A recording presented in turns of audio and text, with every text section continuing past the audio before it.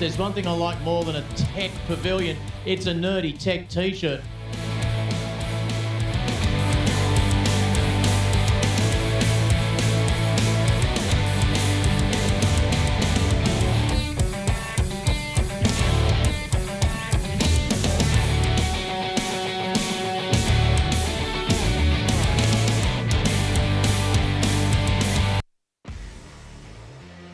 Please welcome to the stage, Adam Spencer.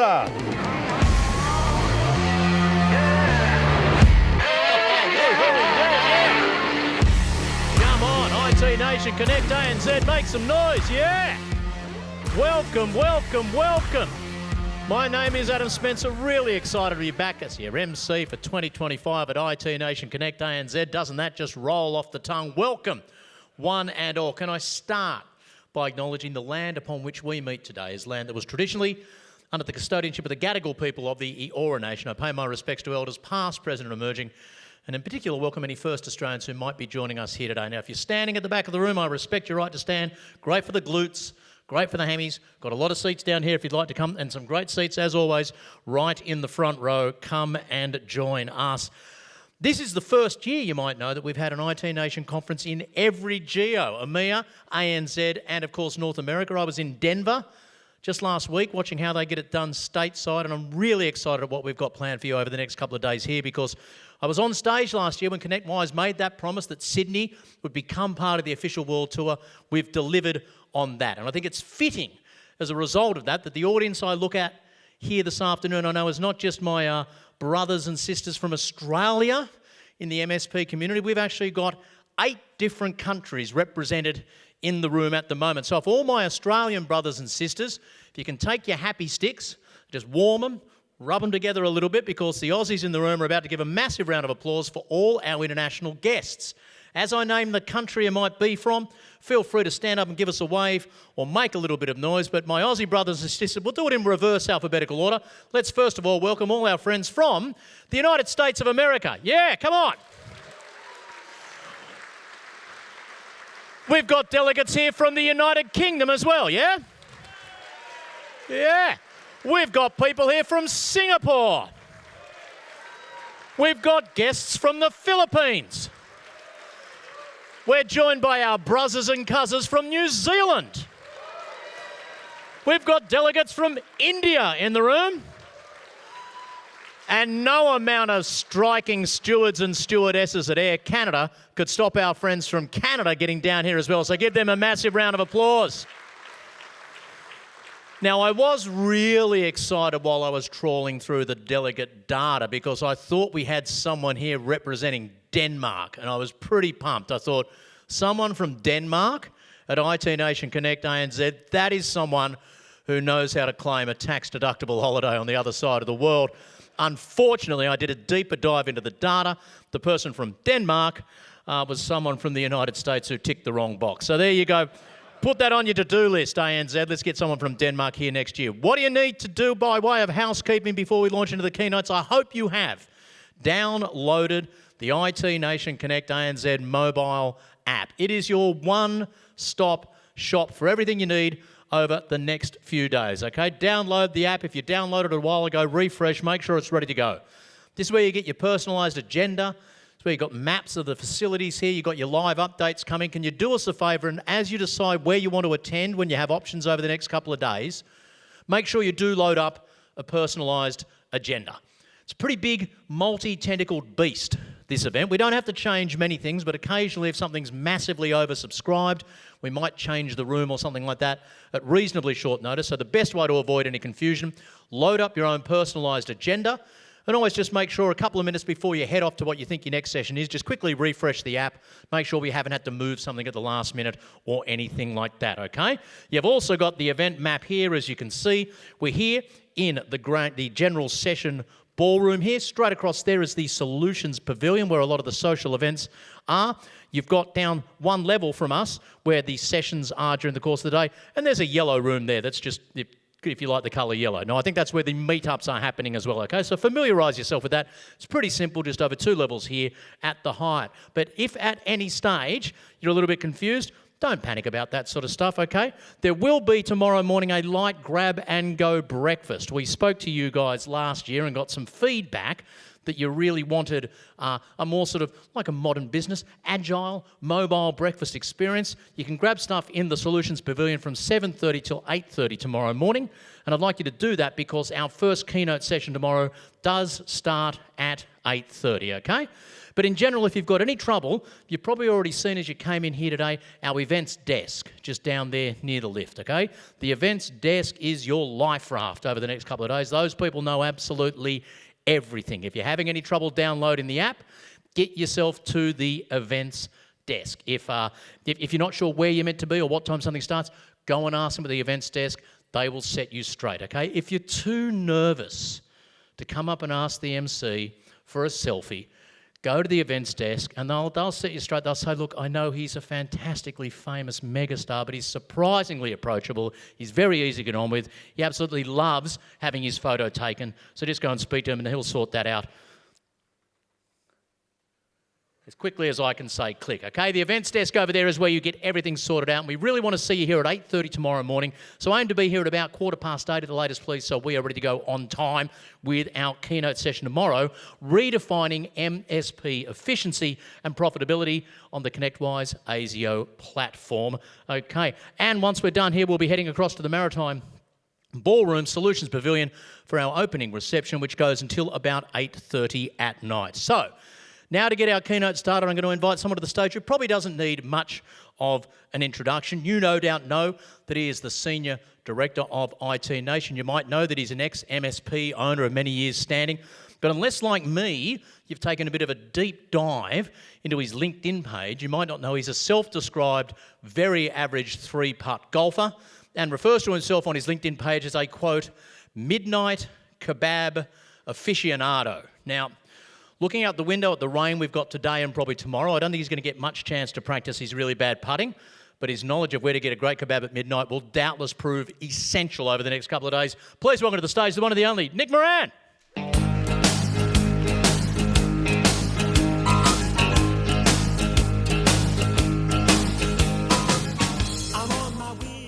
Well, thank you. Welcome, IT Nation. How good is this? So, woo, exactly. One person. All right. Oh, what a great start. So, welcome to IT Nation. I'm absolutely pumped to be here. It's been a long time in the making, and it's fantastic to bring this year after year now. So, what a time it's to be an MSP. You know, there is opportunity everywhere as we continue to try and navigate probably the biggest wave of change we've ever seen. So, but opportunity doesn't always equal success. You know, we've seen these waves before. If you're old enough, like me, I suppose, internet was started after I started. Break fix, managed services, cloud, cybersecurity. We've seen it all, but now we've got this thing called AI. You know, and it's events like this combined with this pretty damn awesome community that positions us best to take advantage of these opportunities. I absolutely love this community. I absolutely love it. So from my beginnings back in '93, I started a business with my old man after winning $7,000 on a horse race. True story. And then, you know, community played a massive part in my life, you know, and development as a business owner and a leader. So it increased the size of my network, it increased the size of the community, and it increases the size of my family. You know, lifelong friends, many who are in the room today. Running a business is hard, but running an MSP is so much harder. And it can be lonely and tough, and that's without even considering the more important stuff, like holding down a marriage, holding down a relationship, raising a family, you know, or simply striving to be your best. We've got over 700 people here this week. Absolutely incredible. Every year we increase the numbers. And we continue to get more and more first timers. We've got 64% of people in the room that are new. Give a round of applause for that. So we've maxed out this event, this complex. No offence to the Hyatt Regency, but it's not big enough. And we'll talk a little bit more about that later. We always look to improve, and we've done things a little differently this year. So all the sessions and the tracks were put together by industry subject matter experts. You can see them on the screen. But this means that the content is tailored and delivered by partners. We've got over 20 new speakers here this week. And they're not just from the IT industry. You know, we've got people dealing with insurance and legal. You know, industries that overlap with us. It's such a big part of what we deal with every day. So can I get you all to give a big hand to all the new speakers and the content leaders, please?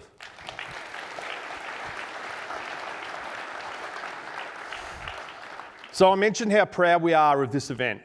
3 keynotes, over 50 sessions. I want you to make sure you're present in the sessions. Be present. Close your email, close your Teams, close your Facebook, close your Tinder. We want to make sure that you're present and you can take away stuff and you can execute on it.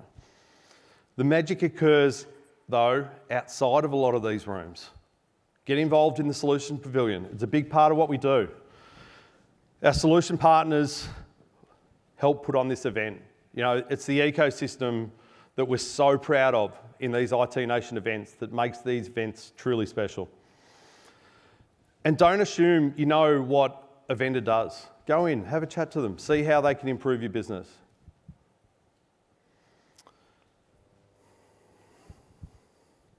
All right. On the networking side, introverts, can you stand up, please?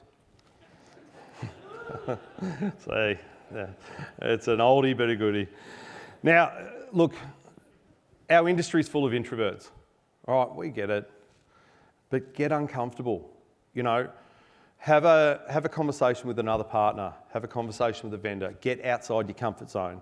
This community is absolutely unreal. If you get outside your comfort zone and engage, it will absolutely change your business life. The value is tenfold outside of the sessions. Speaking of sessions, so Peter Melby, boss or babysitter. Hands up if you've seen one of Peter's sessions before. Yeah, absolutely fantastic. New 2025 version. Fantastic to get Peter over here to be able to deliver that. And we've also got Jules Lund. Jules, media personality, entrepreneur. Jules, for those who are in Evolve, have seen him in Brisbane, and he's back. This time for the high performers, that, you know, you're smashing your goals on paper, but you're absolutely empty and you're done. All right, please, these sessions, we've got business leadership, we've got self-leadership here. Can't miss these sessions. Huge thank you to our sponsors and our solution partners. This event wouldn't be possible without this entire list. So afterwards, we've got our Solution Pavilion. Please get in there, have chats, have conversations. But I want to call out our diamond sponsor for this event, ThreatLocker. Big round of applause for ThreatLocker. We so appreciate your support. And our community partners, GTIA and SMB IT Pro, it's great to have you here. Please see them just outside these doors here. All right, unfortunately, Manny, the ConnectWise CEO, wasn't able to be here. He had to pull out at the last minute. But here's a short message from him. Hello, IT Nation. I'm Manny Ravello, CEO of ConnectWise. I had planned to be there with you in Sydney and was excited to join you, but unfortunately, had to change my plans the very last minute. This region holds a very special place in my heart and in the heart of ConnectWise. We've seen tremendous growth and innovation in the ANZ partner community, and we're all in to help you scale even further. Over the past year, we've made significant investments in ANZ, from launching our new ASIO data center to expanding our local leadership and partner support teams. Early this year, we delivered some exciting product advancements. Our new integrated cybersecurity and endpoint management solution built with Microsoft and Pax8, giving you unified protection, management, all through one streamlined experience. We also launched the next evolution of SIM, helping partners streamline security operations, cut costs, and respond to threats faster. And we launched PSA powered by ASIO and a new licensing format called ConnectWise Pro, setting a new standard for efficiency and performance. And we're not slowing down. Tomorrow morning at 8:30, you're going to hear from Dave, Jeff, and John, and they'll take you and unveil more game-changing innovation, including ConnectWise email security and security awareness training with Proofpoint, and a major ConnectWise RMM milestone with third-party patching. These capabilities are designed to help you boost your profitability, strengthen your cyber resiliency, and simplify your operations. You won't want to miss it. While I can't be there in person, I'm proud to share with you that you're in great hands. Representing ConnectWise on site this week are some of the most senior leaders. Mary Francis, our new Chief Customer Officer, Angus Robertson, our Chief Marketing Officer, Robert D'Amico, a new SVP of Sales for this region, David Rassaport and Jeff Bishop, who you'll be hearing from tomorrow at the product keynote, and of course, Peter Kajawa, our EVP of Service Leadership in IT Nation. Again, thank you for being here. It means so much to me and the entire ConnectWise team. Enjoy the event. Thank you so much, Manny. Now, as he makes his way to the stage, please welcome your EVP, Service Leadership and IT Nation, Peter Kajawa.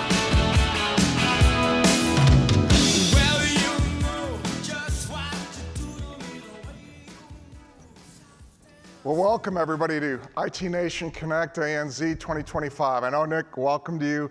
I'm welcoming you. We couldn't be more thrilled that you're all here with us today. Before we get to the business at hand that I want to cover with you, I do want to extend a huge thank you to Nick Moran.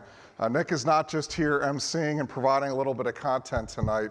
Nick is actually the IT Nation leader of this event. And what that's meant is for the better part of the last year, Nick has been working tirelessly, endless hours, late night, early morning meetings, getting everything ready to go, getting content specially selected for all of you so that this could be our best IT Nation event yet to date. So Nick, thank you very much.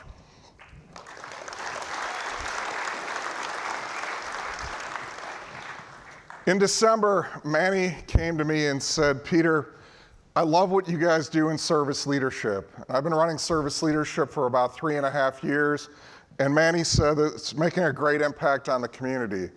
IT Nation Evolve also makes a tremendous impact on the community, and he immediately recognized the impact on the community that our IT Nation Connect events made.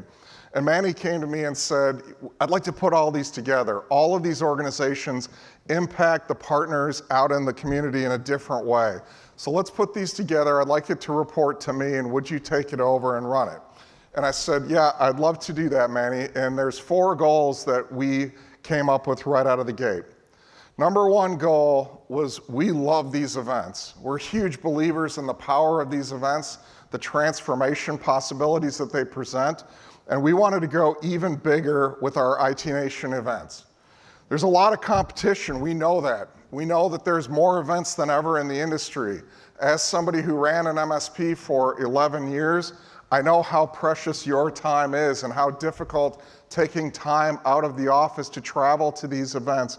Some of you, as you heard, from great distances, how much of a commitment that can be. So we had to look at how do we make these events even bigger.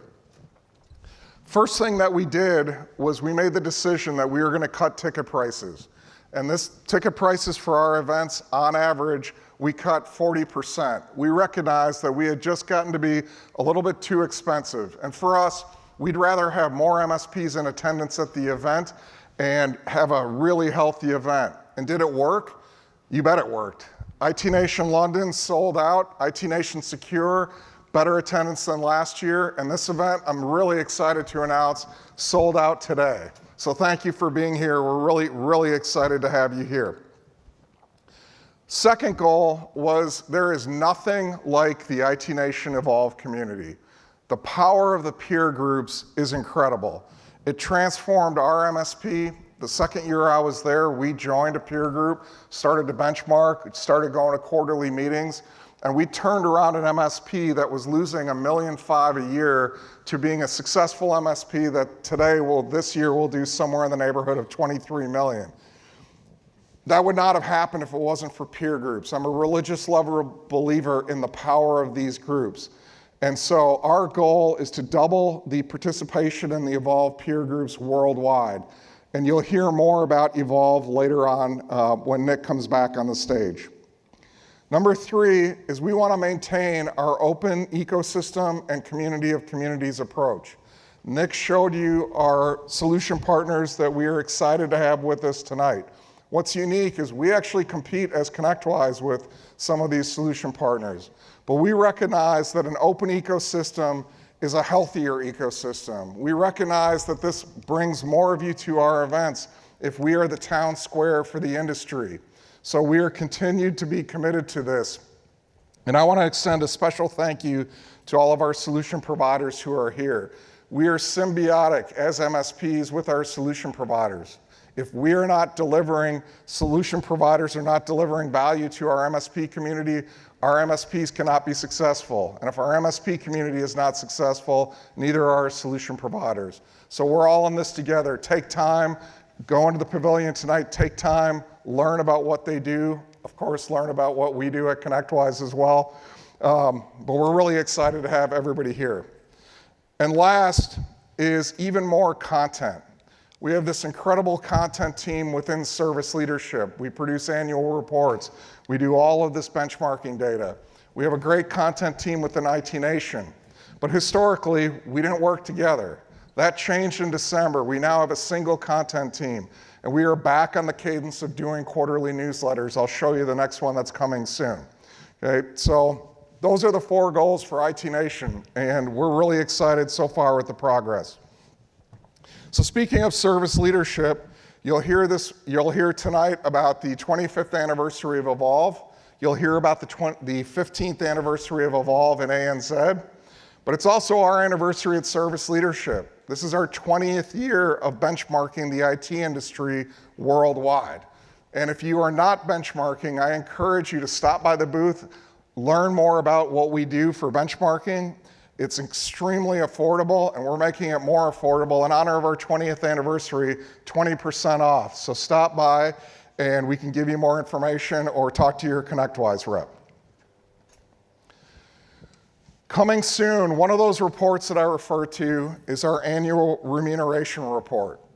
We used to do this years ago, and then service leadership stopped doing it, frankly, because it's a huge amount of work. It's a worldwide report that benchmarks over 60 common positions in MSPs and tells you average earnings based on experience, based on region, et cetera.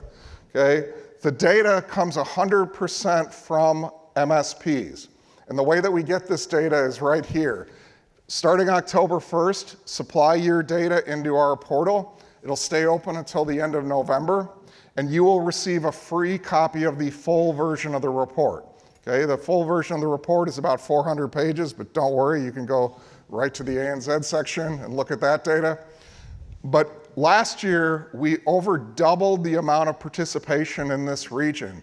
And what that allowed us to do was, instead of just saying, here's the data for Australia, we were able to break out Australia and New Zealand, and we broke out Australia into 5 different regions, and we were able to show regional specific data on remuneration wages.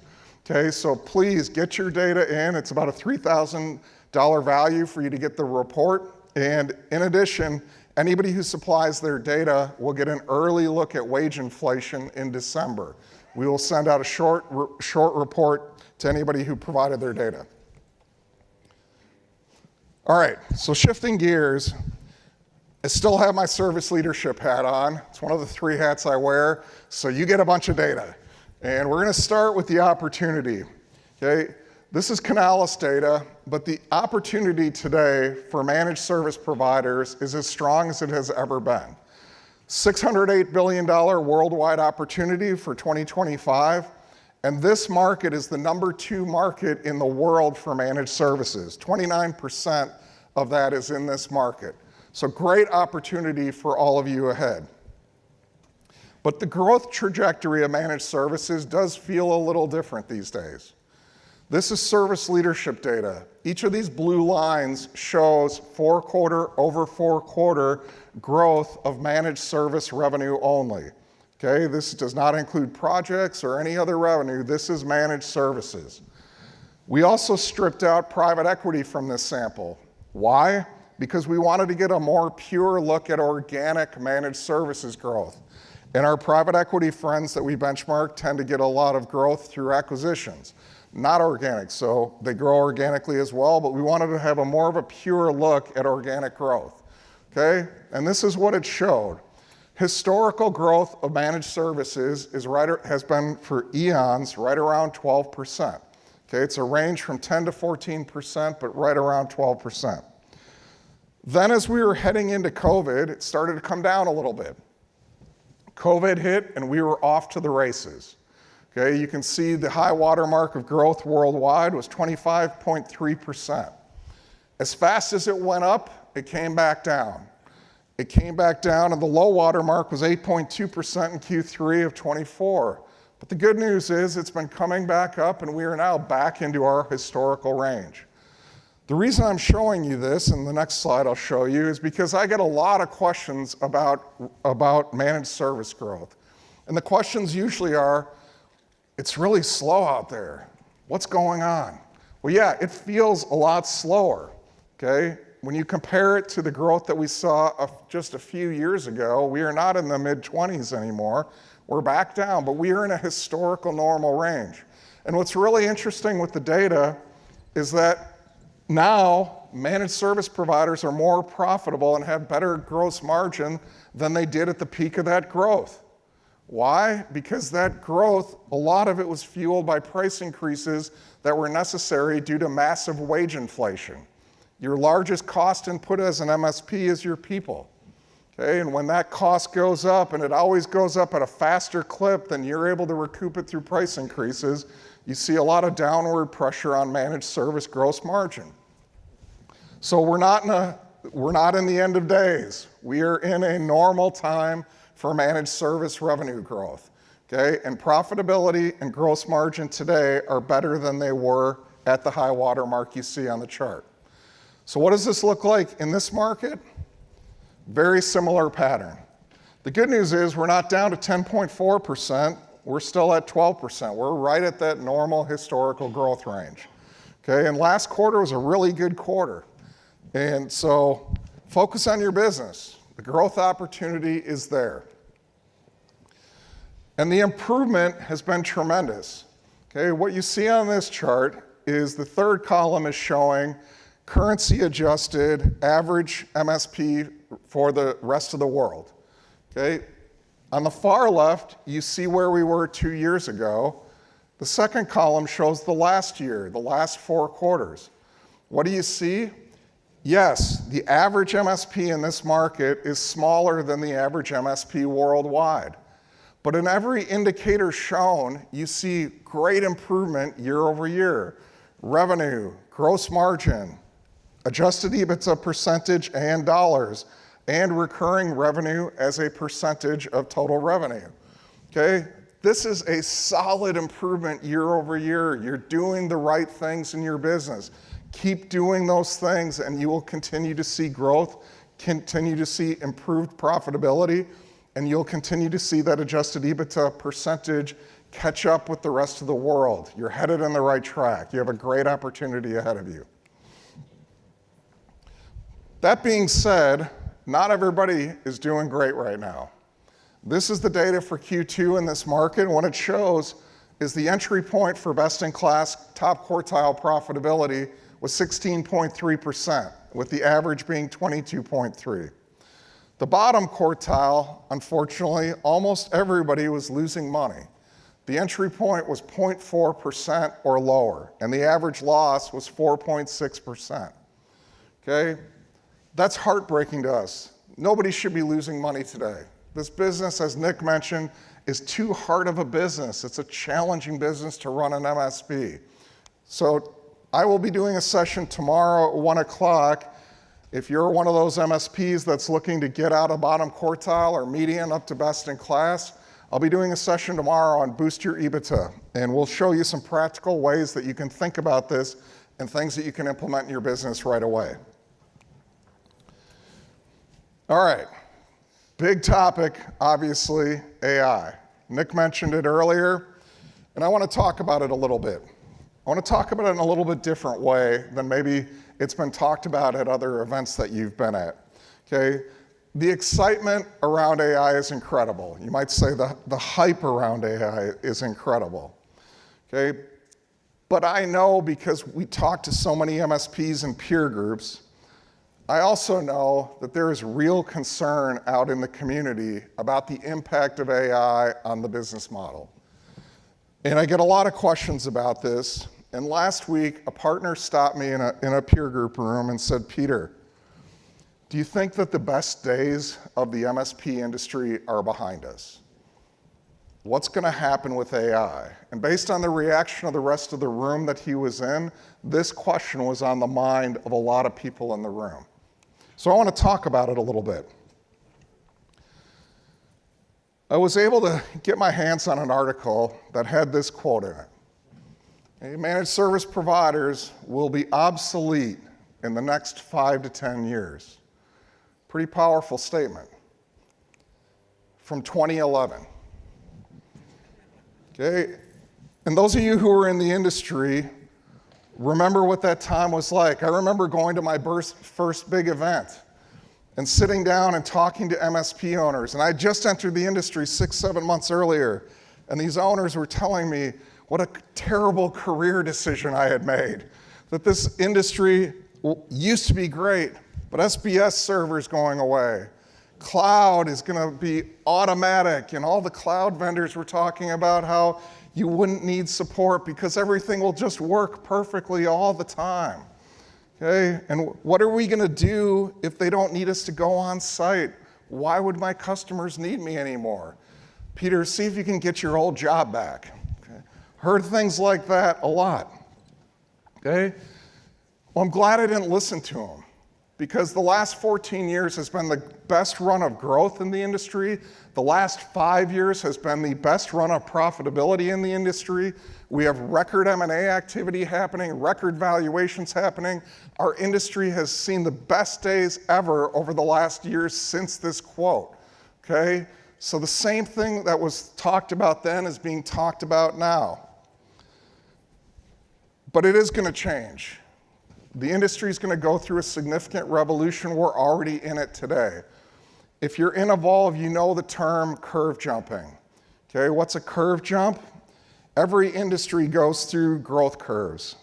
You have your growth, your extreme growth, your plateau, and then you have a decline. Okay, and at some point, that industry and that model is going to go away. So what's important is at the plateau, the top level, that you make a jump to the next curve, that you catch that growth curve again and go through it again. That is a curve jump.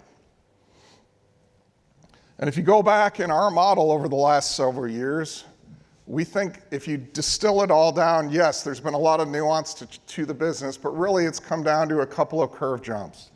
The first curve jump was on-site first as a model. Okay, and that was about 1995, about when Nick was winning money at the track to start his business, to around 2005. Okay, the on-site model, on-site first model shifted to a remote first model. And providers that made that curve jump early enough were really successful. Ultimately, most providers made that jump. There are very few still doing an on-site first model. Okay, our next jump is here. It is going from the remote first model to the automate first model. We think that started in earnest last year. How long it'll go, we'll see, but it's here, okay? So what are some of the differences with these models? Well, think back to what was in your agreements back then. On-site first model, what did a managed service agreement look like? Well, if you weren't in the industry, These agreements included parking a body on site on designated days of the week. We'll have somebody at your office Thursday afternoon from noon to 4 every week. That person will help take care of things. When they came on site, they were doing server checklists, reviewing whatever was on site, helping with things on site. What did my SLAs state? My SLAs said, I'm going to get a body on site in the event of an extreme outage within X amount of time. That required me to staff for that. That required me to have people within proximity of my customers and be able to actually get there as quickly as we can. Okay, so there's an issue. Our job was to be on site to resolve that issue. Early PSA tools, but largely we were running these businesses on spreadsheets, Office, Access. And your most key employee at an MSP at that point was your field tech. You had to have people to staff at your customers, okay, and to be able to get to your customers. That model went away. At that point, we were doing block time, hourly billing.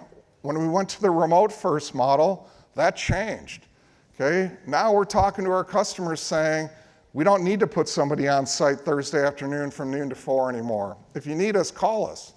Those of you who had those conversations, remember how awkward those were with your customers and how they reacted? But you got through it, okay? The model changed, a much more robust tech stack, much greater security inclusions in that tech stack over time. And you've gotten to a point where the only time you go on site to your clients is to meet with them, do a QBR, or as needed if you need to do a project or something like that, okay? But we needed to invent the QBR in this time because customers no longer knew what we were doing, and frankly, we no longer knew as much about what was going on at the customer. So we needed a new way to interact with the customer to be able to communicate all that and learn about the business. So QBRs evolved. Automate First will include a lot of those components, but it's going to include a lot more in terms of helping my clients on their AI journey, providing support and resources to them, automating tickets before somebody touches them to the greatest degree possible, okay? Ultimately, if this happens as we think it will, it's going to create some cost pressure because some providers will start to reduce prices because they're getting so much efficiency. So if you're not automating first, it's going to create tremendous downward pressure on your business model. You'll need to embrace this. Okay, and we're going to see new skill sets needed in these businesses once again. And it's important that we make this change. Okay, I'm going to geek out a little bit on you on the data here. This is a service leadership chart. We ran this chart specifically to look at productivity on a specific ratio, and this ratio is called service multiple of wages. It looks at the relationship between service revenue and service labor costs. Okay? And so how well run and how efficient is your service delivery machine? And what we found that was interesting was when the remote tools started to hit and we started to move the business model to the remote first model, we saw a nice efficiency gain from 2008 to 2012. Okay, but that was also a time when we had a global recession. Wages came down. We not only had lower wage inflation, we actually had wage deflation. Okay, and that positively impacted part of that formula.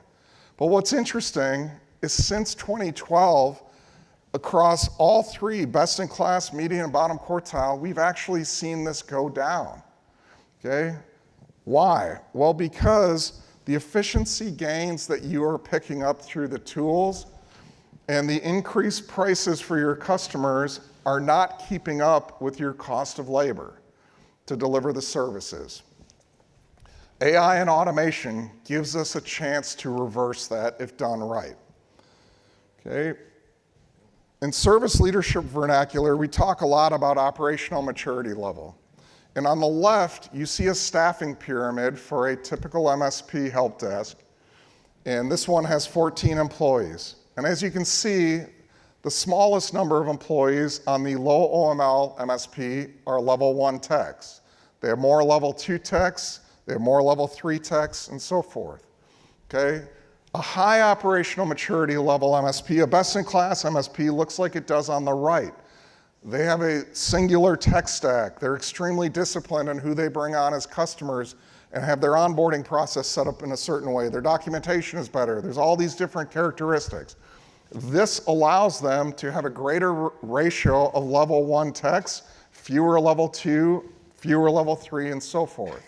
Okay, so not only do they have fewer techs, but the techs that they have, they can have more entry-level, lower-skilled techs as a ratio. Doesn't mean they have all level 1 techs, but they are able to staff with more. That's the model. So what's going to happen?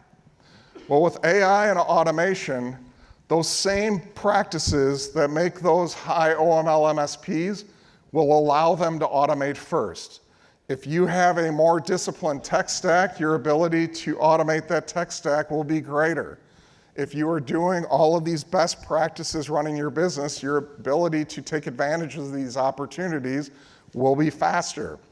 Okay, so the first wave will be largely one that will impact level 1 techs. Notice, we're not going to 0, okay? All else equal, we're able to cut from 7 level 1s to 5. Next wave, we get even more automated. We're able to cut a little bit more down in terms of total techs, and this starts to affect our level 2 techs. Again, it doesn't go to 0. There's a need for people, but it will be people powered by AI. If this happens as we think it will, we will start to see some improvement in our service multiple of wages once again as we go forward over the next 5 years.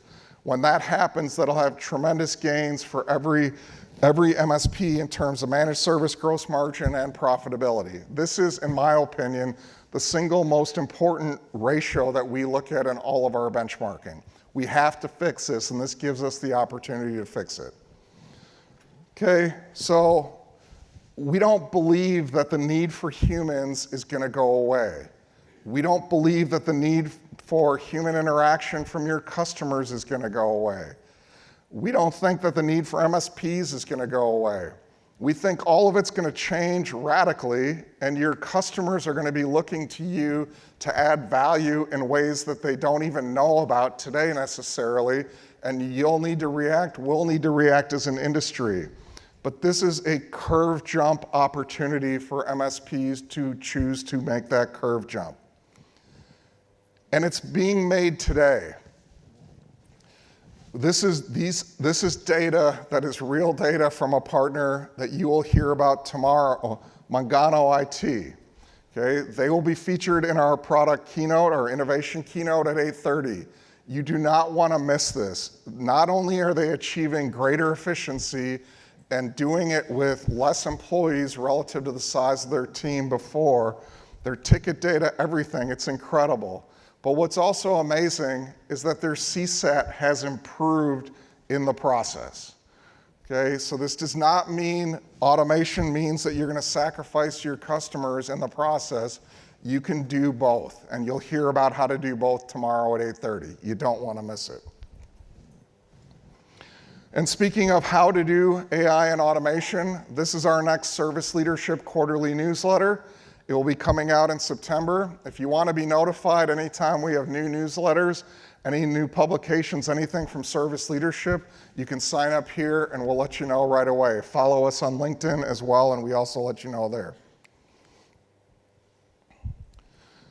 Okay, and now I'm really excited to bring to the stage my colleague, the Sultan of Cyber, Matt Topper, to do a cybersecurity briefing for you.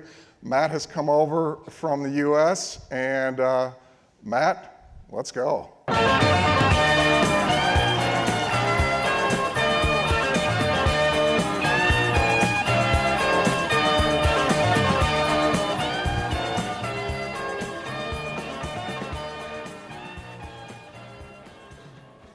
Good evening, everyone.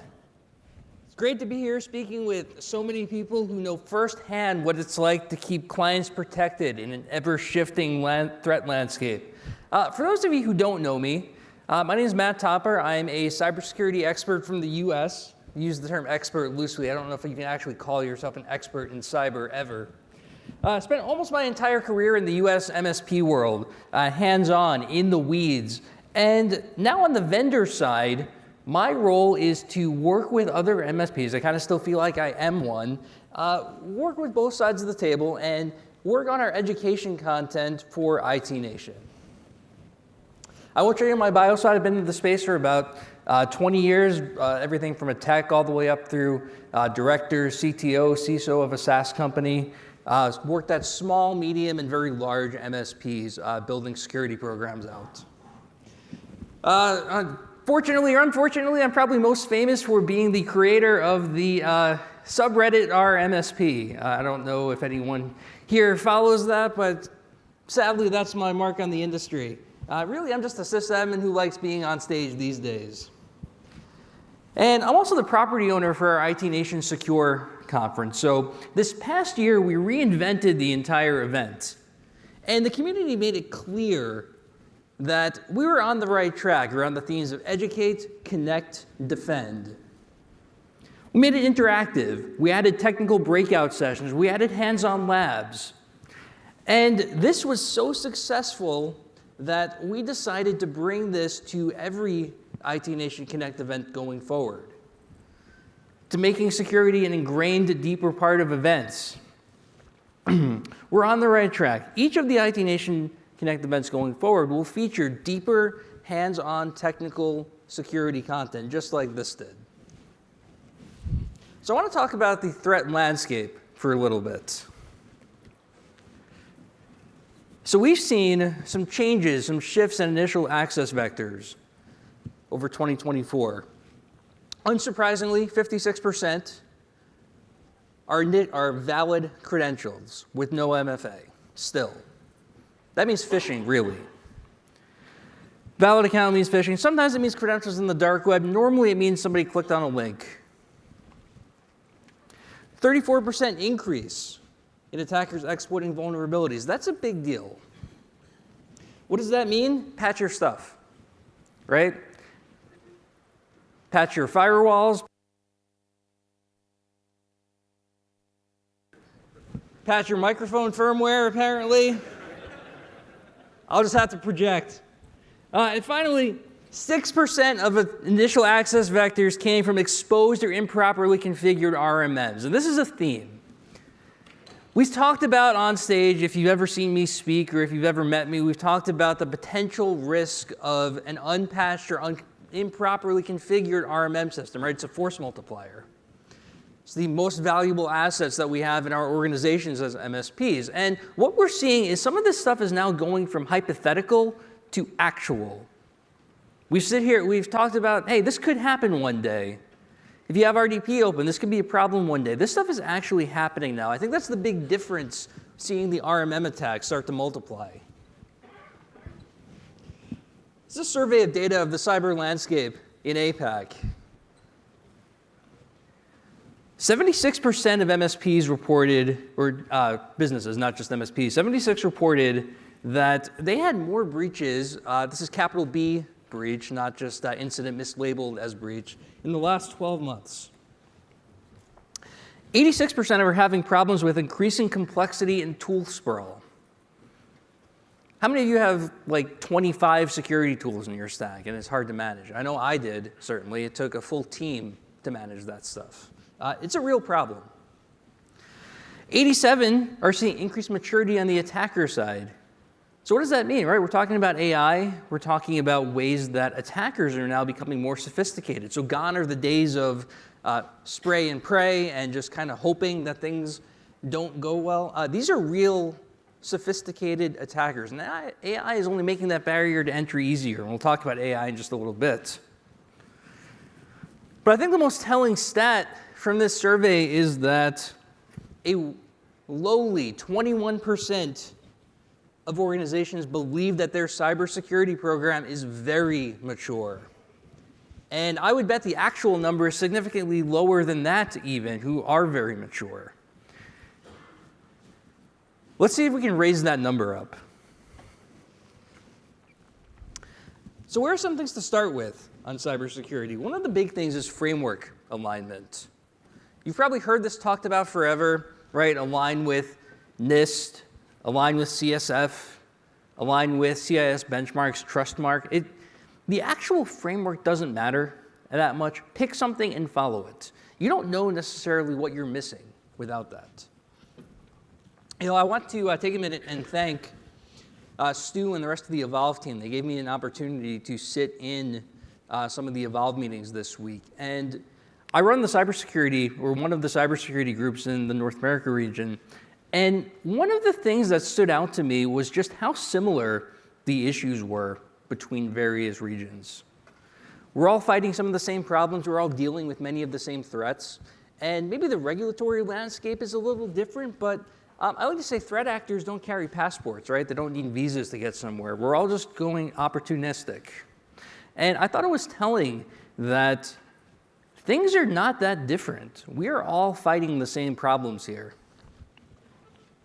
And that's why risk-based management is one of those things that we've heard over and over again from security practitioners. You have to make risk-based decisions. You have to make risk-informed decisions, right? Here's something that doesn't always come up, except is a valid risk response.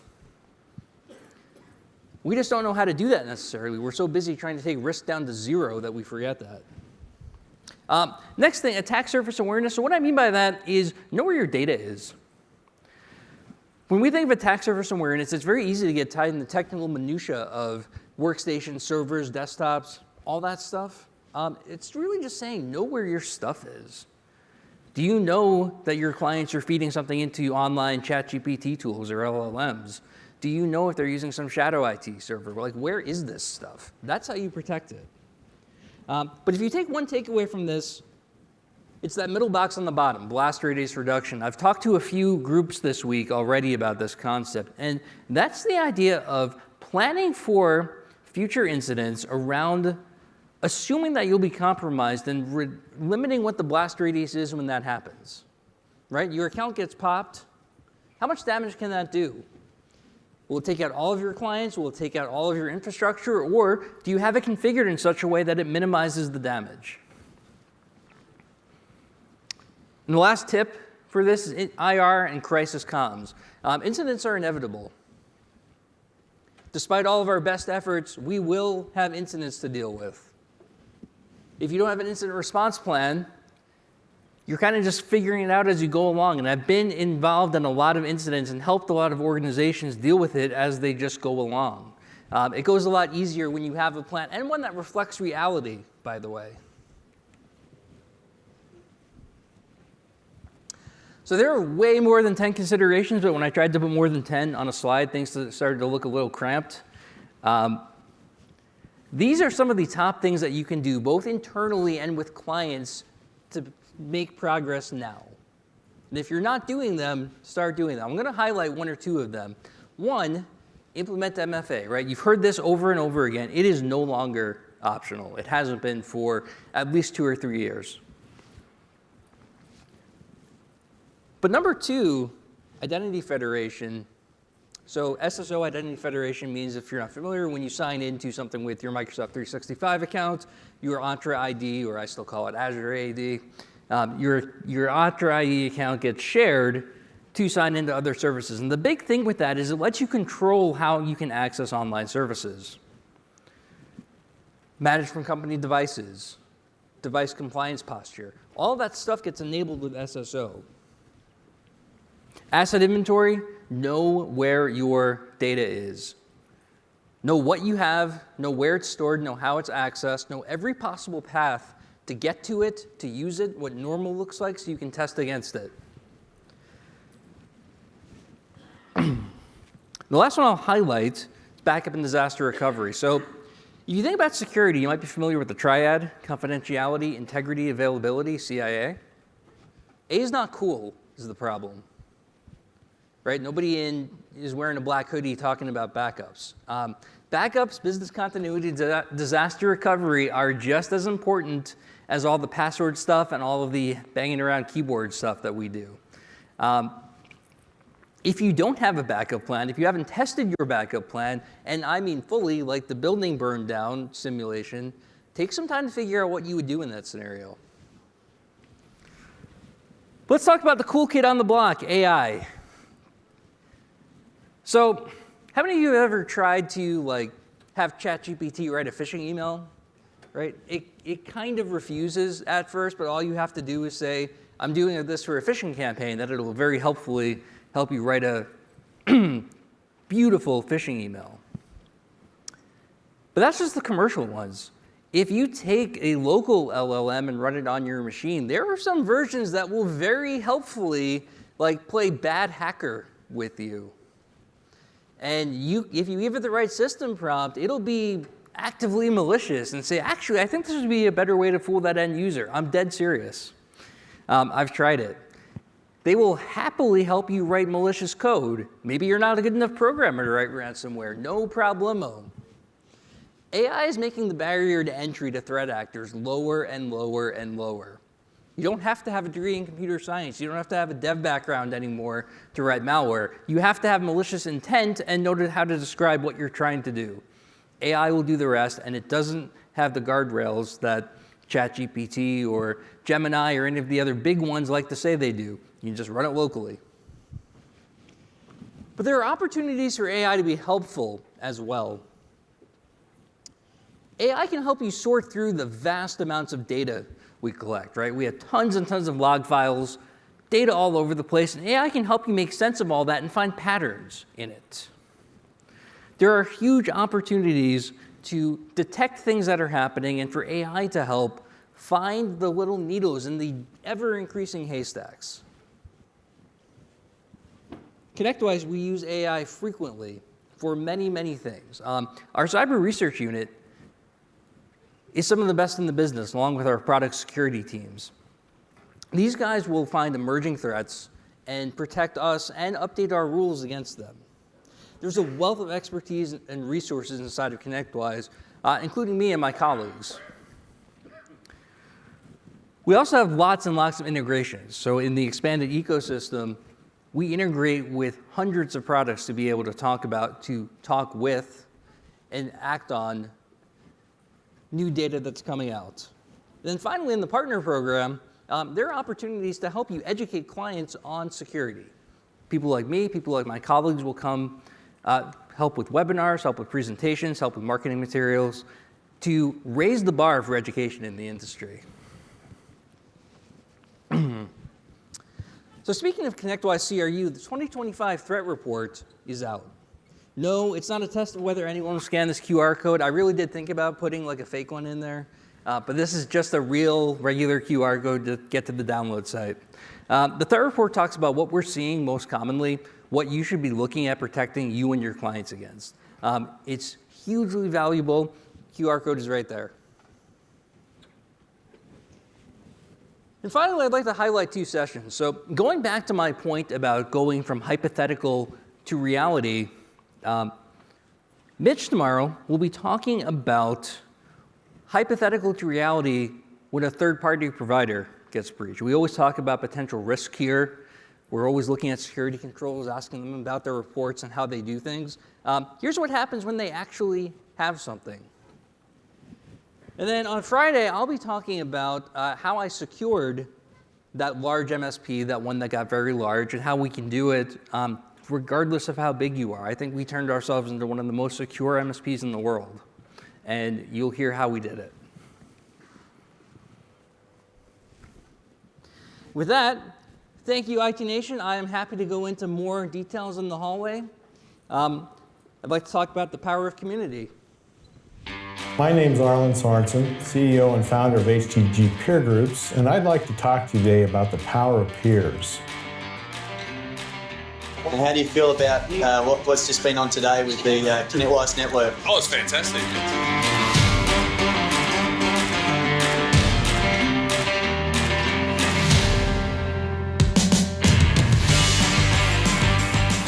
having a fantastic day.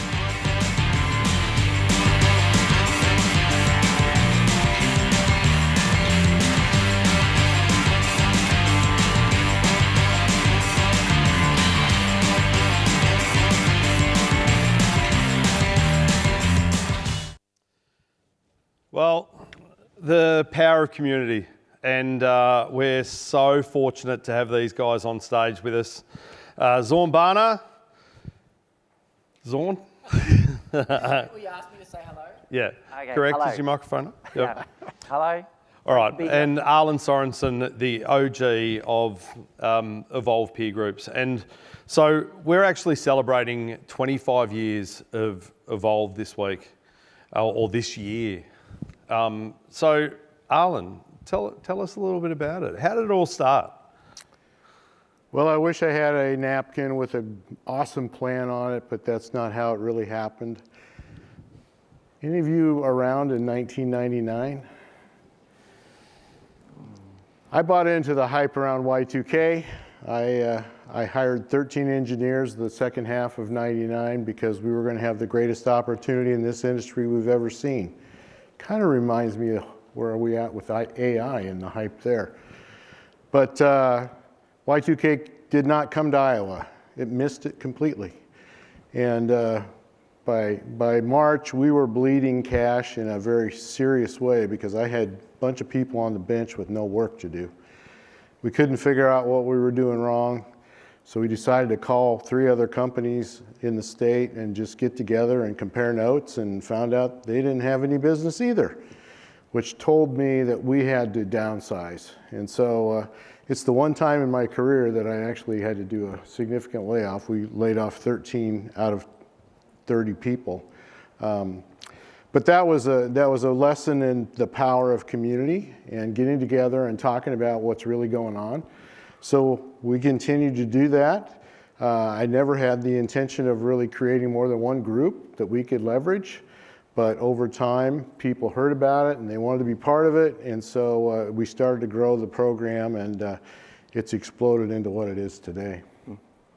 It's an incredible story. And we're actually 15 years into the peer group starting in Australia. Yep. Oh, sorry, Australia and New Zealand. So this gentleman to our left. Yes. How did you come across him? So we were going to the ConnectWise user groups in 2009. Is there anyone in the room that was in the user groups? There's a few of you. I've seen some faces. Yes, they're all shy. They don't want to put their hands up. So we were going to the ConnectWise user groups from WA, looking for East Coast wisdom and hearing from people in the US. And at one of those user groups, people started talking about this HDG peer group program, or Evolve peer group program. And we didn't know what it was. But when we heard about where it was started from, it was a place that was like a quarter of the size of Alice Springs. And Arlen had built a business from Harlan in Iowa up to nearly 100 staff in 5 states at $17 million US in a place the quarter of the size of Alice Springs.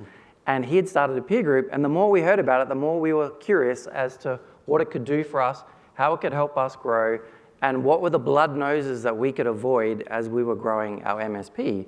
And so fast forward to 2010, and 6 of us ended up in a small airport hotel listening to one of Arlen's compatriots, Scott Scroggin, start to explain to us what a peer group was, how to be part of it, and what that would look like going forward. And how did you get involved? Because all of a sudden you became facilitator of that group. I did. I didn't go in there thinking I was going to help these other MSPs grow. I was there to grow myself. And during the session, Arlen did what Arlen always does, which he just tapped me on the shoulder and said, hey, I've got to go out and take a call. Would you look after these other owners for the next session? And so my stomach dropped through to my shoes and went, sure. It was like herding cats, but we managed to get through it. And it's an incredible journey because from that small group of individuals with just 6 companies, it grew to be across Australia and New Zealand, and it grew by word of mouth. So in the first 5 years, Arlen was like, hey, can you help this expand? And owners just kept talking to owners saying, hey, I've found something that could help me grow. I found something that can help me shortcut the challenges I'm having, or comparing where we're going as a business. And so it just kept growing and growing for about 5 years, until finally I said to Arlen, this is getting too much as something I do once a quarter. And I managed to locate a guy that many people in this room know, Stuart Applegate. He had just sold his MSP, had done the Caravan of Courage around Australia for 12 months, and then he became a much better operator than I am. But we had the shirts to go along with. We did. We did. What was your favorite color? So every year you introduced a new color shirt. Red. Red. You Red had was my yellow, favorite. green, red, orange. Orange. We Yep. had blue. Blue. We had them all. Yep. And now you have the Lego Now we have the Lego shirts. So if you see Arlen wearing Lego, it's not because he's a big fan. It has a building block meaning. Right. And today, like in the APAC region, we've got 158 members out of almost 1,000 globally, but we've now branched into role-based groups as well. Absolutely. We learned that, you know, owners can learn a lot from each other, but to really make it work within a company, it needs to also impact different roles within the company, because as you grow, you've got a leadership team.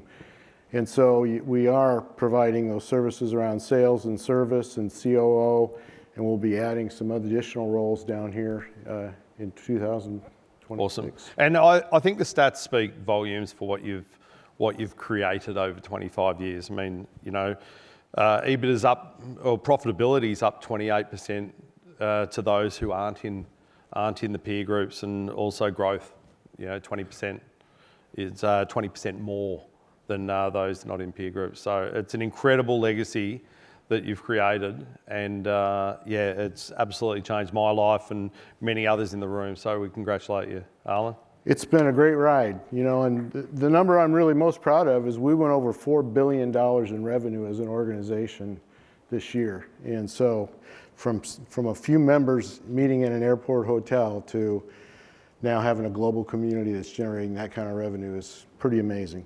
So can I get a huge round of applause? Join me in congratulate Arlen.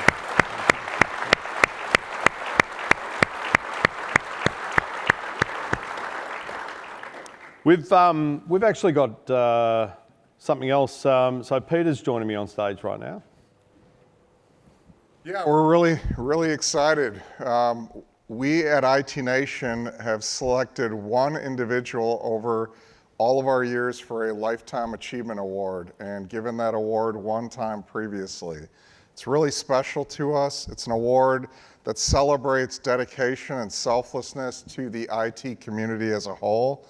We're honoring service, mentorship, and vision, and we really reserve this for rare individuals who've contributed across the board. This is not an award that you can apply for. It's an award that occasionally, as I said one other time prior to today, we've decided to award. And so, Nick? Yeah, look, let me tell you a little bit about the winner of this award.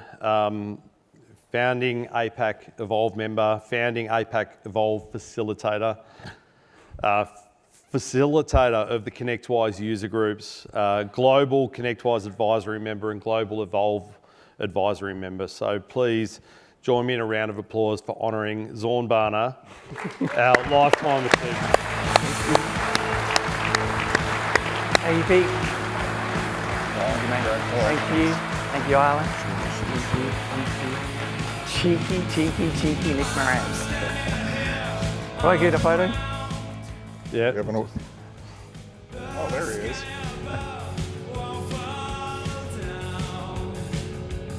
Thank you. Thank you. All right. Thanks, guys. A very upset Zorn is leaving the stage under the guise of other stuff. So those lifelong friends and colleagues that I've met through this amazing community, a couple of them messaged me about my first little foray up here. Nice job, Jeremy Clarkson. And your dad wants his jacket back. So thank you very much. All right, I'm positioned between you guys and the bar. And for those who are thinking, all right, we've run over, we've got less bar time and less solution partner pavilion time, we're extending that, so don't stress. Yeah, exactly. You've heard a lot about IT Nation Evolve and the peer groups. Until the end of September, we've got 20% off for all new members. No catch, just real results. So please stop by the IT Nation booth, which is right next to the ConnectWise booth. Have a chat to the people. We've got a couple of sessions about IT Nation Evolve. We've got a breakfast on. It's in your app. You need to add it in your app. We've got limited space involved, but we've got Andre Gilmore, who heads up the Evolve program globally. He's in town, which is fantastic. And of course, the one and only Stu Applegate, who does an amazing job for the region. And Stu's presenting a session in the power of peer groups the following day as well. So please get involved in those sessions. But one more thing. We mentioned earlier that we've outgrown this hotel. Sorry, Hyatt Regency, but we tried to keep it here, but we've, the rooms are small, we get it. But next year, we're at the Hilton Sydney, all right, bigger venue. We've outgrown this, but for only the people here at this event this week, $200, all access pass. It's once off. It's half the price of the best price that we're going to offer at all. So it's only for people in the room. All additional passes, $150.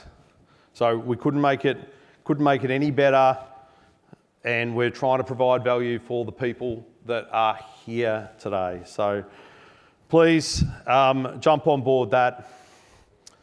And I'm not going to stand between you and drinks any longer.